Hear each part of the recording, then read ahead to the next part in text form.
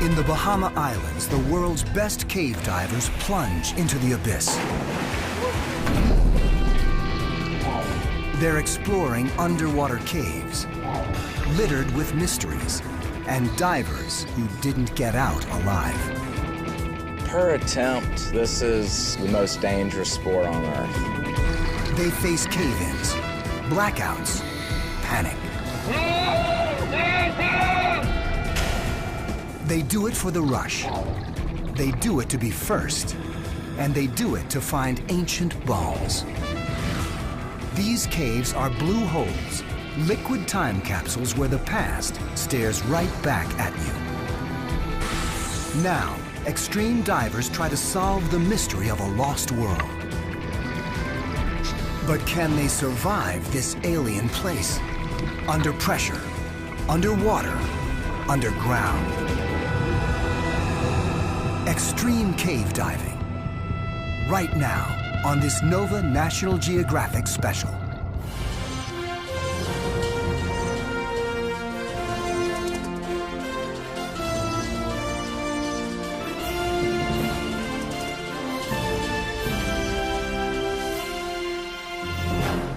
Major funding for NOVA is provided by the following. The David H. Koch Fund for Science, supporting NOVA and promoting public understanding of science. And by the Corporation for Public Broadcasting. And by contributions to your PBS station from viewers like you. Thank you.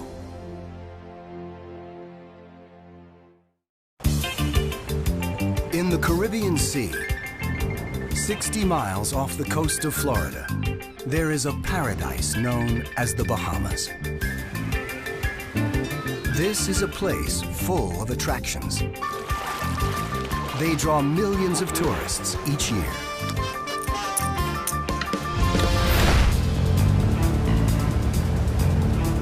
But these visitors aren't here for sun or sand, though they may be in for a bit of a gamble. They've come to search for a lost world. They're extreme explorers, astronauts of an inner space called blue holes. Blue holes get their name from the dark blue of their depths. And while they don't look like much at the surface, what seems like a small pond can go thousands of feet down and spread out into a maze of underwater passages and tunnels. The mystery of their depths beckons the able and the foolhardy alike.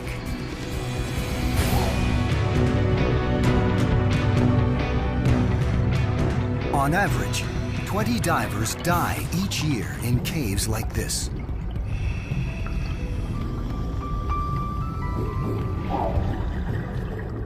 But to these explorers, it's worth the risk. Because blue holes aren't just spectacular. Some preserve the past like a liquid time capsule. Diving them will take the explorers back thousands of years, where there are hints of an ancient, lost Bahamas.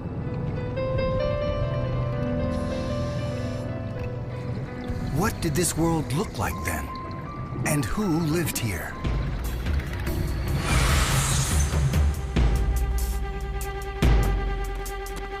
Now, an unprecedented expedition pairs expert cave divers with world-class scientists to find out. There's two options for getting in here right now. One is jump, and I think the second one is jump. National Geographic explorer Kenny Broad, an anthropologist, is the expedition leader. We're trying to get a window into what the past was like. The living past, the geologic past. And you can jump into a blue hole and make finds that change our picture of these islands. They'll do that by exploring 7 blue holes in just 3 weeks on the islands of Andros and Abaco. The team has come here because the Bahamas may have more blue holes than anywhere else in the world. the potential for discovery is high. The risks even higher. So Kenny has turned to Brian Kaycook to lead the dives. Brian is one of the world's most experienced cave divers. We just want to see what's around that corner. We don't want to stop. Cave divers live to change the map, and occasionally that can get us into trouble. Brian staggered back and below with the lens. Renowned photographer Wes Skiles heads up a film crew who will deliver images to document the scientific finds. I'm the eyes of the scientists and the explorers. I know that what I'm shooting is bringing this back to be shared in very important ways, and that's thrilling.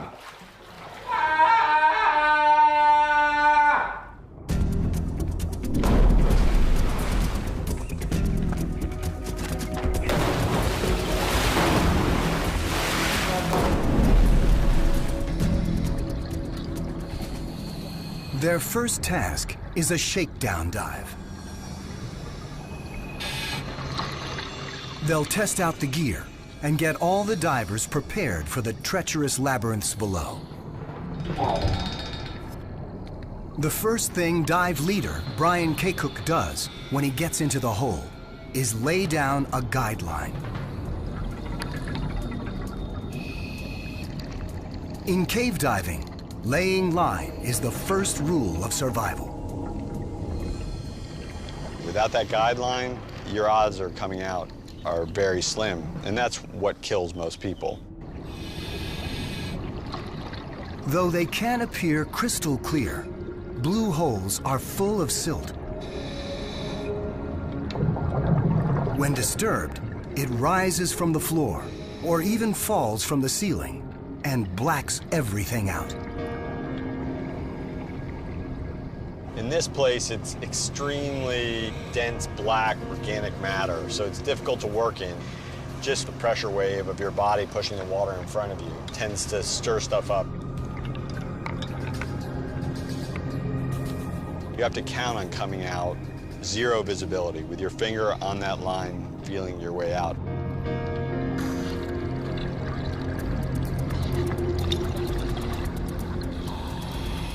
But even that lifeline can turn against you. Line, an inanimate object, a piece of nylon string. You put it underwater in a cave and it comes alive, and it's devious and evil. It's out to kill you. We have lots of stuff on us, and all of those things can become entrapped in the line or caught in the line if we get too close to it or not paying attention to it. If they do get tangled up, cave divers carry knives, usually more than one. They like backups, and they like their backups to have backups. Right, just to give you just a little sense of the redundancy. So you got knife, knife, another knife. It's actually a parachute cutter. So, my mom's favorite kitchen knife. Don't tell her.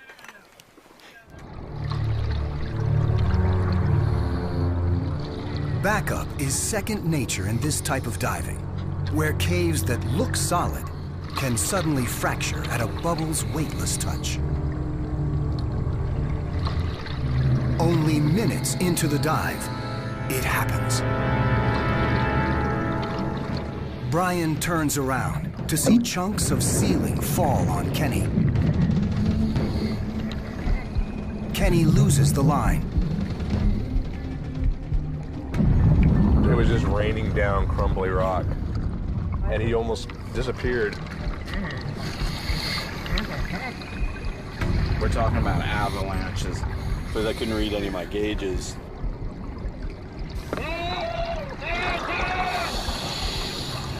While filming, Wes is pummeled by the debris. Once it went completely zero viz, I was trapped in there. Next time you're in your house, turn off all the lights, put a bag over your head, and try to find your way out. Your heart rate will go up, and it takes a while.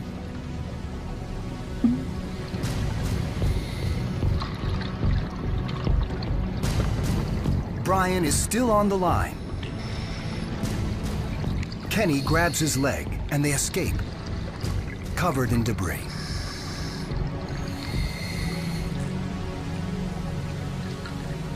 After the limestone rain shower, we decided just to get all the sediment off of us, so we did a couple barrel rolls. Just kind of let things hang loose. It's just a small taste of what can go wrong. Well, per attempt, this is the most dangerous sport on Earth.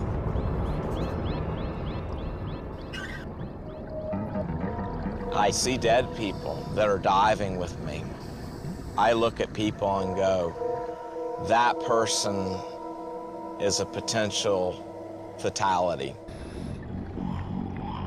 And down here, with the slightest mistake, potential becomes reality. Out of nowhere, a human arm bone appears. Next, a flashlight. Then a knife, strapped to the leg of a 70s-era wetsuit. An orange sleeve and a headless torso. The remains of a diver who died trapped in this cave 30 years ago. He's jammed up like he was trying to find his way out. He looks like a 1970s diving display. He used no guideline, no redundant systems. Nearby, the diver's head, with his dive mask still in place.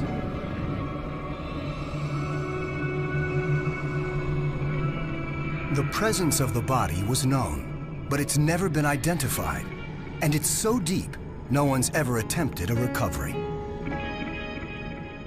It's really knowing your limits, and that's what keeps you alive, and I think that's what's killed a lot of people in caves. You don't know what's in there. You know no one's been in a lot of these places, and that's kind of sucking you in. Our human nature is to push into places that we don't know about. And the blue holes of the Bahamas appeal to that curiosity with their hundreds of miles of unexplored passages. The blue holes formed as long as 300,000 years ago, in the middle of the Ice Age, when ice caps expanded and sea levels dropped.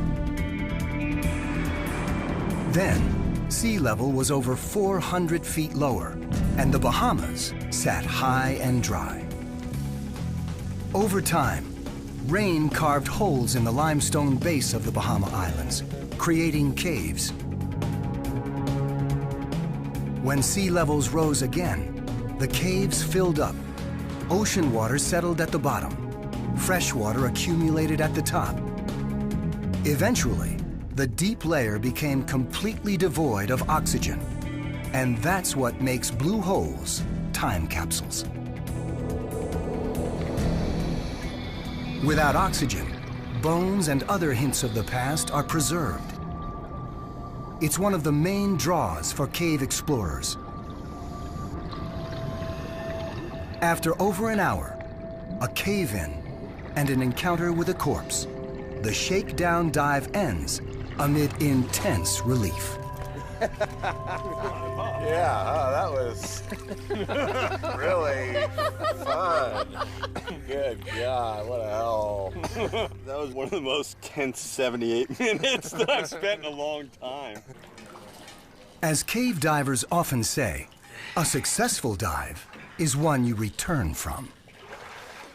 And you think you're home free, and all of a sudden the cave starts raining on you. Yeah. We're laughing because we're here to laugh about it.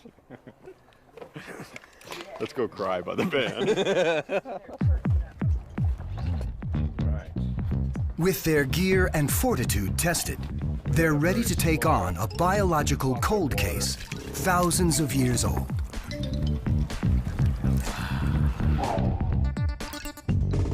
Though the Bahamas are just 60 miles from the coast of Florida, they have only a tiny fraction of Florida's wildlife. There are no crocs or tortoises in the Bahamas, and no big predators of any kind. But it wasn't always this way. David Stedman wants to know why. He's one of the world's top experts on island ecology. He suspects that the Bahamas was once a thriving Eden, and he's here to find proof. We've underestimated the biological potential of islands. Islands used to be teeming with species. The trouble is they're more vulnerable on islands. For centuries, hurricanes have scoured these islands clean. On the surface, there's almost no fossil record of anything. So the best place to find bones may be straight down in a blue hole named Sawmill Sink on Abaco Island. Its high sides give it the look of a natural animal trap. The team thinks it may be a good place to hunt for the remains of animals who lived here in the past. Just scoop up the sediment, scoop as deep as you can. Since Stedman is not a diver, the underwater team will be his eyes and hands, prospecting for bones in another very dangerous place. This is a very disorienting place, Nate, so y'all watch each other. Stay on the line, stay on the line, stay on the line.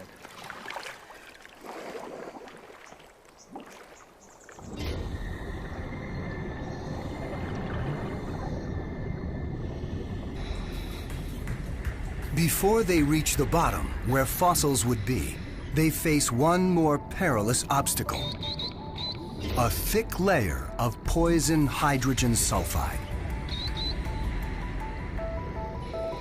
The naturally orange-tinted solution is actually the excrement of billions of tiny bacteria. They eat organic material, then excrete hydrogen sulfide. And another deadly barrier to blue hole exploration forms.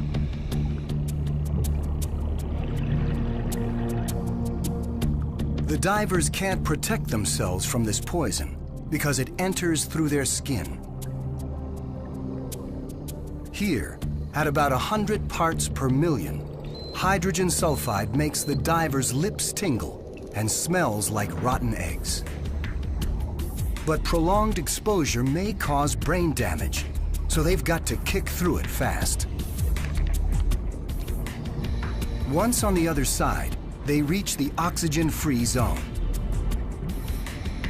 It's here that the bones of animals that fell into the blue hole should be preserved. We're dealing with sort of an aquatic tar pit. Animals get in there, and as they die, they sink down into the part of the water that has no oxygen in it. Because that water has no oxygen in it, there's nothing to support the microorganisms, the bacteria and fungus and things like that, that normally would decay bones.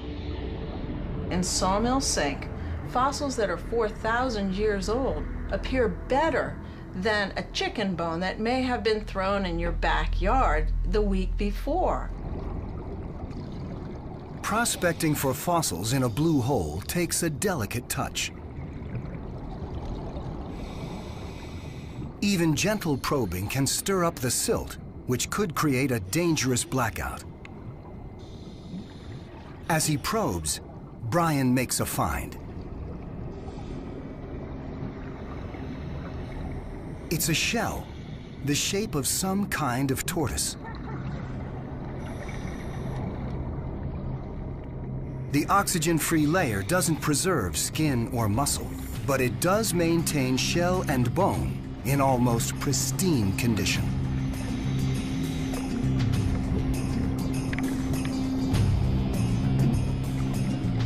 About 20 feet away, he finds a bone from another creature.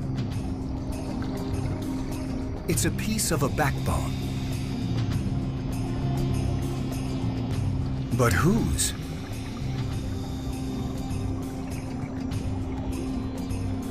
And then, up from the muck, comes the answer.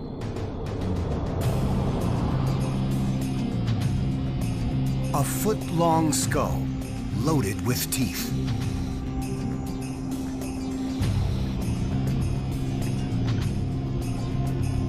It's an ancient crocodile so perfect, it looks like it's been kept in a museum. Large animals like these don't exist on the Bahamas today. These finds are evidence that there may have been a lost world here. With these prizes in hand, the team follows the line deeper into the cave. In this part of Sawmill Sink, the cave opens up. Thousands of years ago, when sea levels were lower, this soaring hull was dry and would have made a perfect home for birds.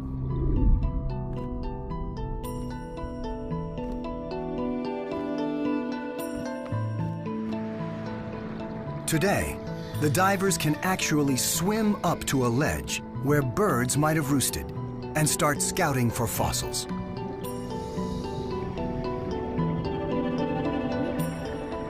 On the ledge, they find a bowl-shaped roost. Below it, they set up a grid surrounding a field of tiny bones of many different types. This suggests that the bird roosting here was an owl. The bones are the remains of what he was eating. Since they can't digest bones, owls collect them in their crop and vomit them out in a clump called a pellet. This is a fossil gold mine. The bones of lizards, snakes, bats, and small birds. A census of life here thousands of years ago. It will delight David Stedman, waiting for the divers to return.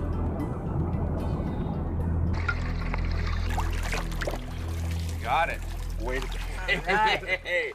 I can't wait to open these up. Let's see what you have. There may be some associated bones in the sediment that's in the container there too, so we'll be careful with that sediment. Okay, got it.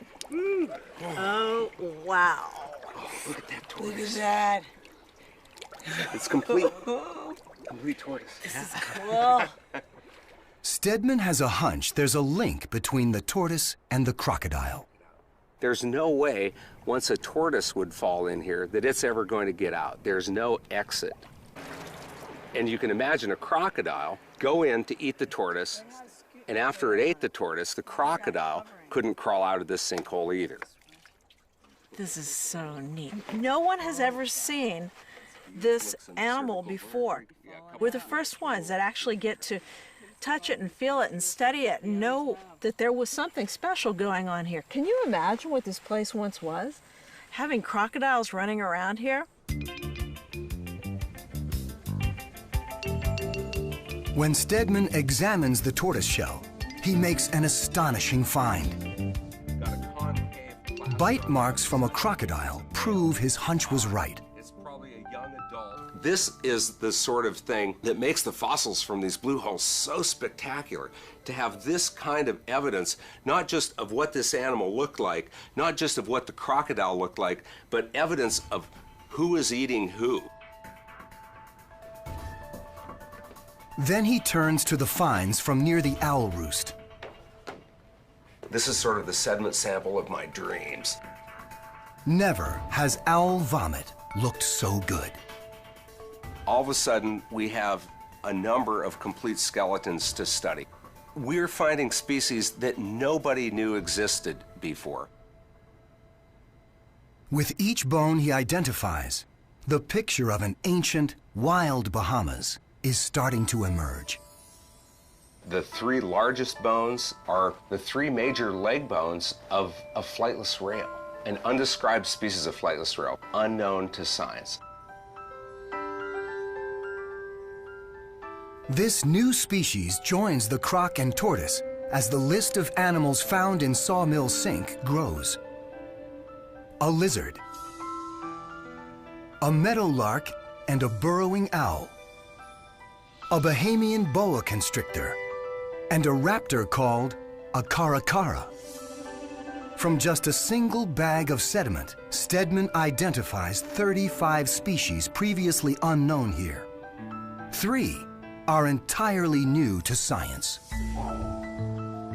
It's clear that centuries ago, the barren islands of the Bahamas weren't so barren. So what happened? The bones I've picked out so far, every one of them represents a species of bird that isn't on the island anymore. Based on just this tiny sample, it looks like we're on our way to documenting a pretty drastic change. About 1,000 years ago, most of these animals mysteriously disappeared. A fossil trail extending back roughly 12,000 years suddenly goes cold.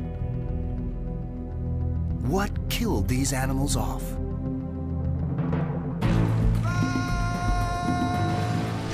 In 1492, when Christopher Columbus first made landfall in this hemisphere, it was in the Bahamas. He encountered a people called the Lucayans. The Lucayans descended from people that came from South America around 800 BC and slowly migrated to the Bahamas. At the time, Columbus wrote almost nothing about their rituals or traditions. What little we know today suggests that they thought blue holes were sacred.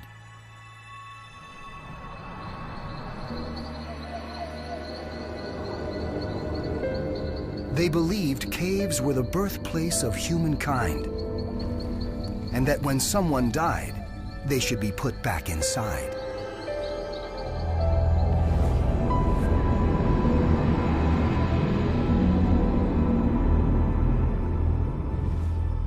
In the early 1990s, in a blue hole called Sanctuary on Andros Island, a diver found human remains that may have been related to the Lucayans' ritual burial. Following up on that lead, the team will search for more remains, beginning at Sanctuary. They'll try to determine if there's a link between the Lucayans and the animal die-off that occurred about 1,000 years ago. Our goal is to go down there, look for those identifying signs that there are bones, skulls, hopefully, recover that and document it all. Sanctuary is protected by a series of natural barriers. For starters, it's 110 degrees with humidity to match.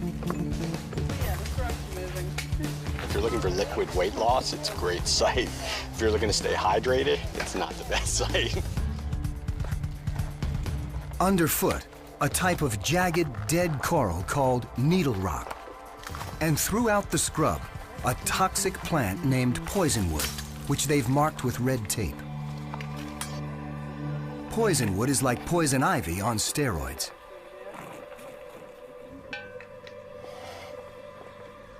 Joining the team is Michael Pateman, who will be the first Bahamian and the first archaeologist to dive this hole. I've been looking forward to this since I started archaeology. It's the mystery of the site. It's what can I find? I want to know what's here. Keep your hand.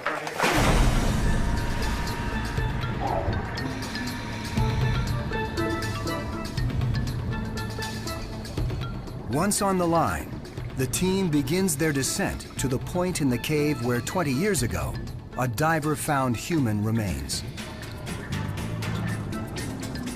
They'll search in an area that's deep, 260 feet. It's risky to go that far down because the effects of pressure can kill a diver.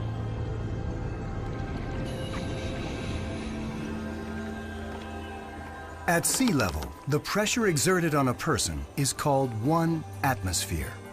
That's the weight of the column of air above each individual, extending up to space. It's about 15 pounds per square inch, pressure we live with every day. But at the team's target site, 260 feet down, they'll be under nearly 9 atmospheres of pressure. That's almost 135 pounds per square inch.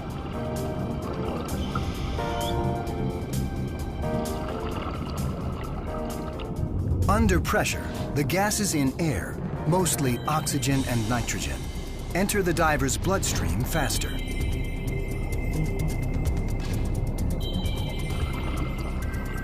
Our bodies metabolize oxygen, but not nitrogen. So as they descend, nitrogen bubbles build up in the diver's bloodstream. Go too deep, and that nitrogen buildup can cause narcosis. That's like being drunk underwater. And nitrogen kills another way.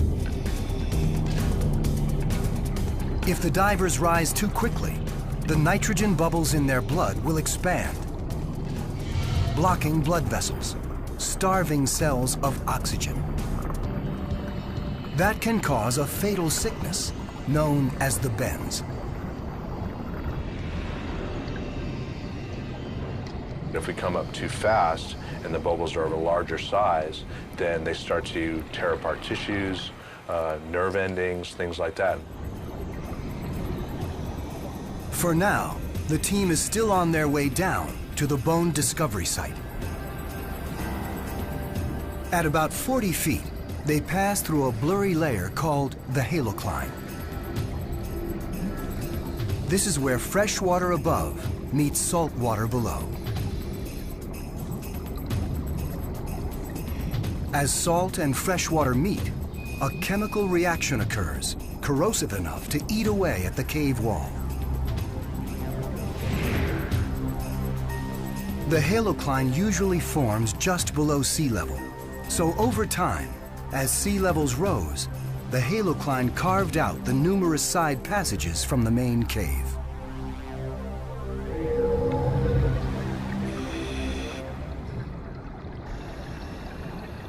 At 260 feet, they're just above the slope where human bones were found and face another potential danger. The surrounding rocks indicate there's been a massive cave-in.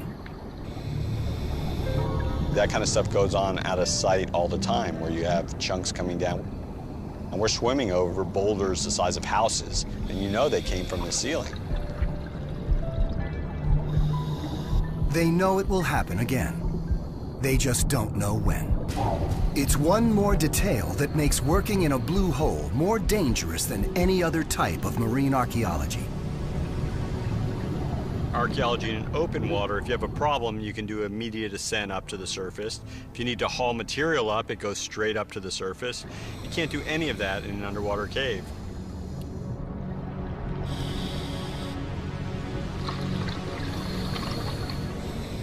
In spite of the challenges, it pays off. With first, a human jawbone.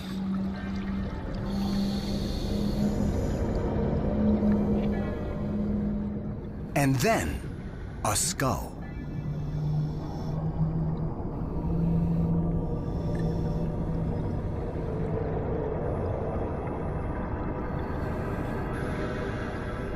For Bahamian archaeologist Michael Pateman, the find leaves its mark.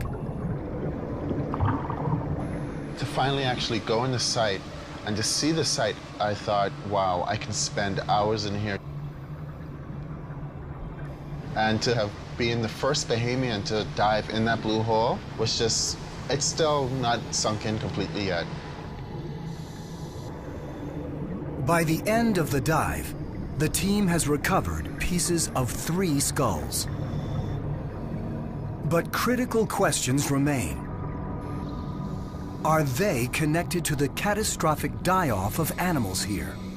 And could these skulls belong to the Lucayans, the same people Columbus wrote about? Pateman identifies a deformity in the skulls that seems to confirm their identity.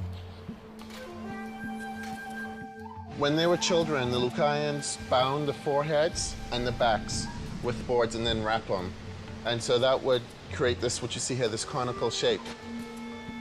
It's a characteristic found only in cultures like that of the Lucayans. And when the skulls are radiocarbon dated, there's an even bigger revelation.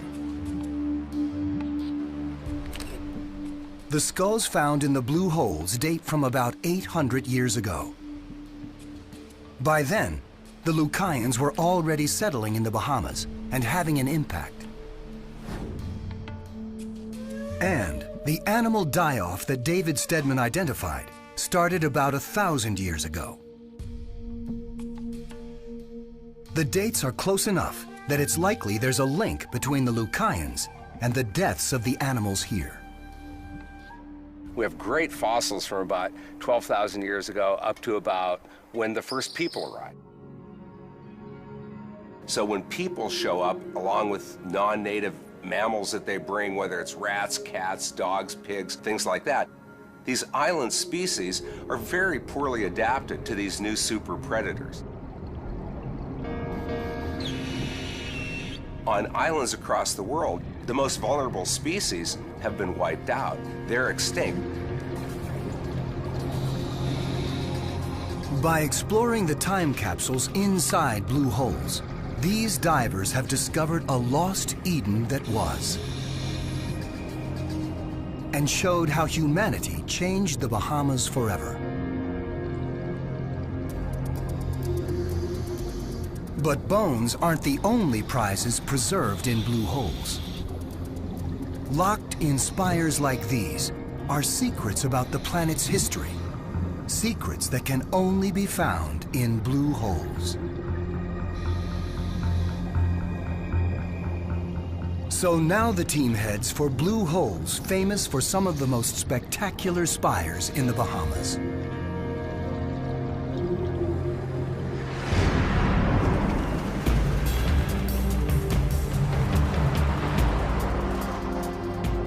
They'll dive for them in a pair of blue holes on Abaco Island. To find and collect the right type of spire, known as a stalagmite, dive leader Brian Kaycook and anthropologist Kenny Broad will face their most technically demanding dive. How deep are we right here, man? Well, right now we're at the surface. You're actually above the surface. But this hole goes 320 feet.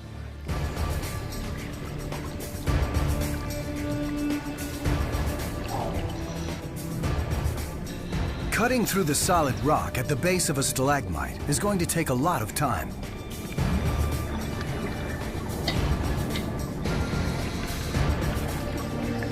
The maximum they can stay down with 2 tanks of regular air is less than 2 hours. But they need almost 3 times that for this dive. So they're using a device like astronauts use during a spacewalk. A machine called a rebreather. Rebreathers are computer-controlled devices that let you breathe your own air over and over again. Rebreathers allow us to scrub out carbon dioxide, the bad things that we don't want to rebreathe. So these little tanks will allow us to do a very long, deep penetration of a cave. Once carbon dioxide is scrubbed out, sensors check the amount of oxygen in the air, adding more if necessary. This is the canister that filters the air that we exhale, takes out the carbon dioxide, cleans it out. And then this is the magical brain that tells how much of other types of gases, whether it's air, helium, or most important, oxygen, how much to put back into the breathing system. Very important. Be nice to me. Be nice to me. Rebreathers are especially good for cave diving because they release few bubbles, which can dislodge ceiling debris, creating blackouts. But they do have a deadly downside. There's as many as 1 out of 10 rebreathers sold that people have died on. I mean, this is real serious business. It's a very complex piece of equipment. It needs to be prepared properly. You've got to be on your toes, and you need to be monitoring it constantly. Before the divers use a rebreather, they'll go through a checklist more than 40 items long. Every time I prepare my rebreather, I think about the friends that I've lost and buried over the years, and that gives me extra pause and extra care in my preparations. There's not the same warning signals that things are going wrong. With a rebreather, you don't get the sign. You're breathing fine, but you're not sure exactly what gas is in your mixture. The oxygen content of that mixture might not actually be enough to sustain consciousness, so you never feel it coming. It's just lights out.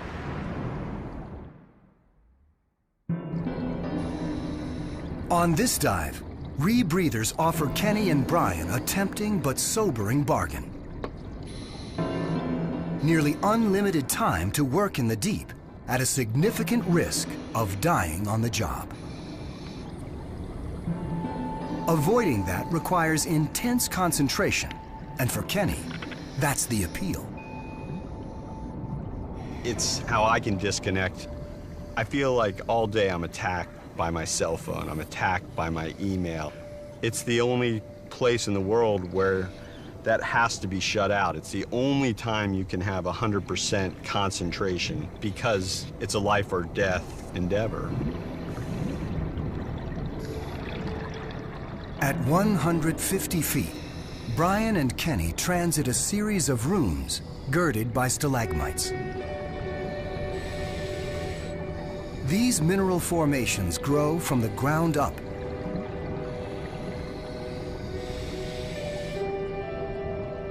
Some in this cave took more than 200,000 years to form.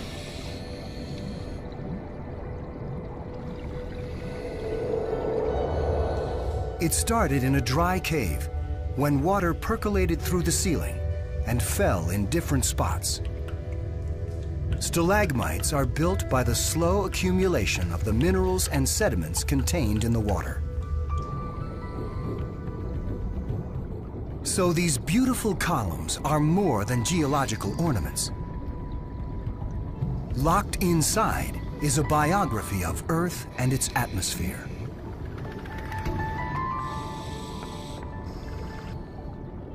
The stalagmites Brian and Kenny are harvesting may help answer critical questions about the history of Earth's climate.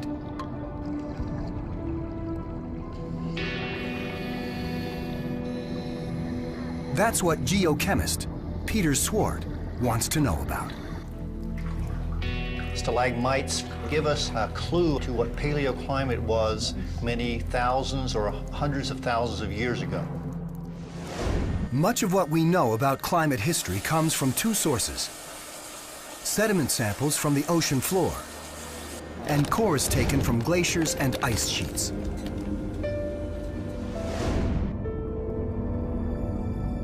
But stalagmites from these caves have one major advantage in recording climate history: their location.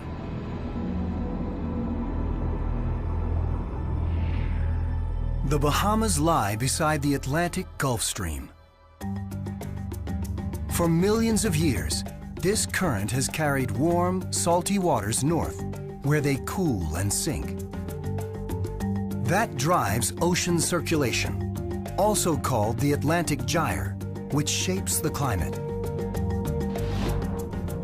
Stalagmites record changes right in the subtropical Atlantic Gyre. So here, we're really at the heart of the action. We haven't had that kind of opportunity to see the changes which occur in this region before now. So the stalagmite that Brian and Kenny have cut could provide a gold mine of global climate history. Using that history, Swart may be able to answer a critical question. While most scientists believe that Earth's climate is changing, they are struggling to figure out how fast. This stalagmite could help answer the question.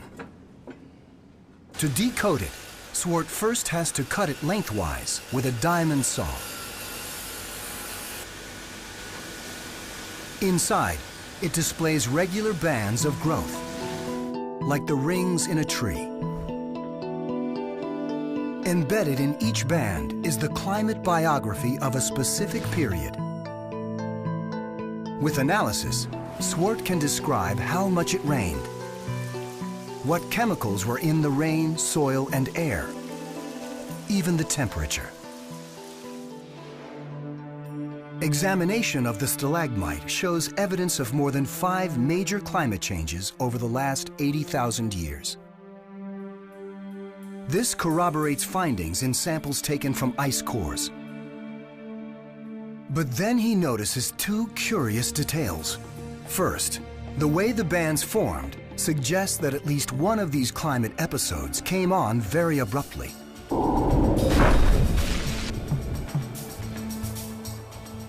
At the end of the last ice age, about 11,000 years ago, conditions changed radically from dry to wet within 50 years. This change was probably accompanied by a rise in temperature and sea level. And Swart notices something else. Some of these climate events are preceded by a mysterious dark band. When he samples the dark bands, he finds iron. So is there some link between iron and climate change?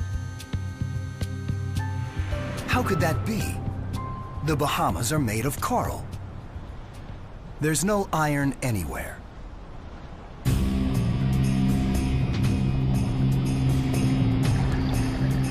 In the blue hole where they cut the stalagmite, Brian and Kenny notice something that might help solve the mystery. In the cave wall, they found a layer of red sediment. The color is the key here. The red in the dust means it's loaded with iron. And that means that thousands of years ago, a thick layer of iron-rich red dust covered the island's surface. Repeated rains washed it through the rock, leaving a bright red band. So, how did the red dust get here? One theory suggests it came from the Sahara Desert, some 4,000 miles away. During times of extreme drought, towering dust storms gather in the Sahara, pushing dust high into the atmosphere, where it's carried across the Atlantic.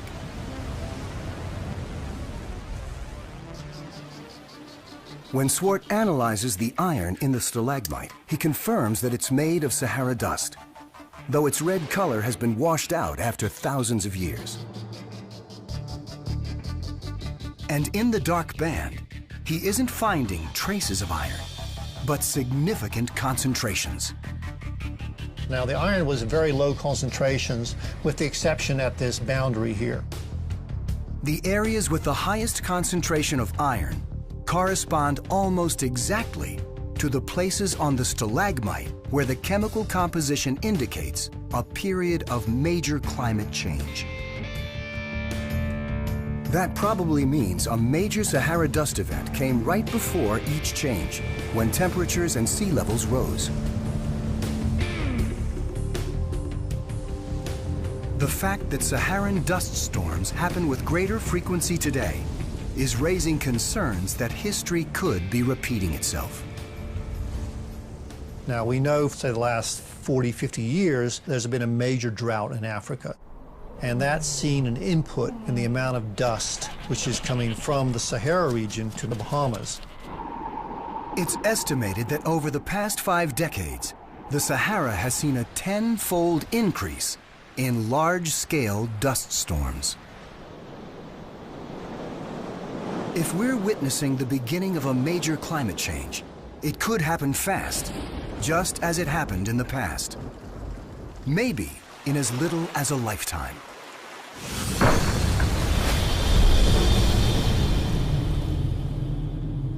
We don't worry too much about climate change because it's something that's going to happen after I'm dead. But in actual fact, in some of the records that we've been looking at, we see tremendous changes in a matter of decades. And so when climate changes that fast, obviously it would have tremendous implications for the present-day society. Swart's findings are preliminary, but they do suggest that climate change in the past happened faster than anyone imagined.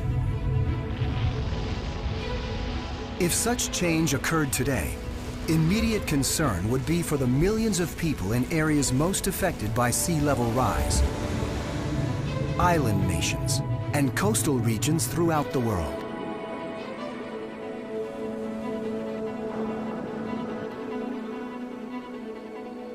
For the expedition team, climate change could pose an immediate threat to the future of blue holes. There's probably no way to keep rising seas from pouring into them, ruining their delicate chemistry. Blue holes are unique repositories of scientific knowledge.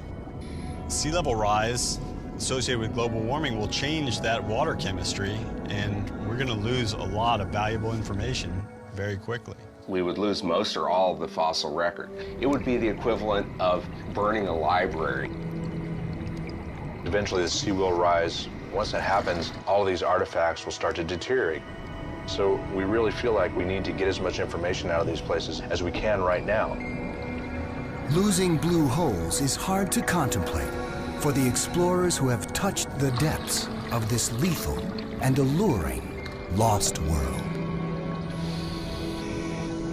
You know, I'm not sure I would know how to go on in life if I wasn't able to go to my church underwater. We go down in these places and we're cleansed. When we come up from a dive, the pressure, the challenges, the difficulties, the conflicts, they're gone. We come up from a dive and it is like you're reborn.